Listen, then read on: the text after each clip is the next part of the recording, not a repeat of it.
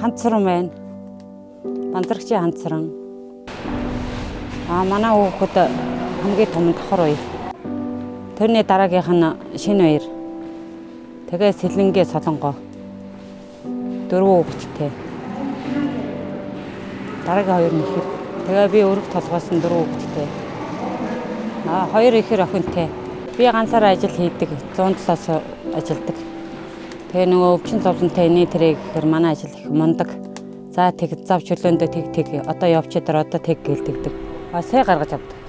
Байдаг тийм үед бол би нөгөө мод аваад төлдөг байдаг. Ганцаараа ажилдаг болохоор юм дүү юу нүрс төлөг барчхаар би нөгөө мод аваад дандаа төлдөг байхгүй юу. Мод аваад төлөхгүй бол энэ хинтээ хөвтөж хэцүү хаан чинь. Тэ нүрс авах заримдаа нүрс авах амарч боломж байхгүй. Тэгээ ажлын бүхэн дандаа хүнээс гуугаад яваад тахоо. Тэгээ өөрийгөө л болгоё гэж өөрийгөө тэгээ болгоо явдаг. Мод нь доотлол нэг 8 минут. Тэгэл дээшлэл 9000 цаг. Хүүтрээд эхлээд явал 9000 цаг болно шүү дээ. Юу ч байхгүй модгүй болоо. Тэгэл яаж игээл аргалаад мод авах болно шүү дээ. Нэг модчсан авах бодоод тэгэл 2 модчсан аваад ингээд галмаас төрөхгүй юм шиг.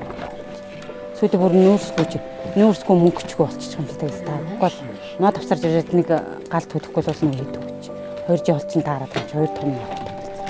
Тэгээ хань минь нэрт ингээ өнгөрцөн болохоор хэцүү байдаг. Тэгээ хэдэн хүүхдүүд таа ингээд юу байгаа.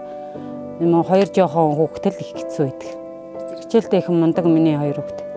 Энэ охин минь толгойн их өвддөг болохоос одоохондоо сургуульд явж чадахгүй байгаа. Уун тусдаг байхгүй юу?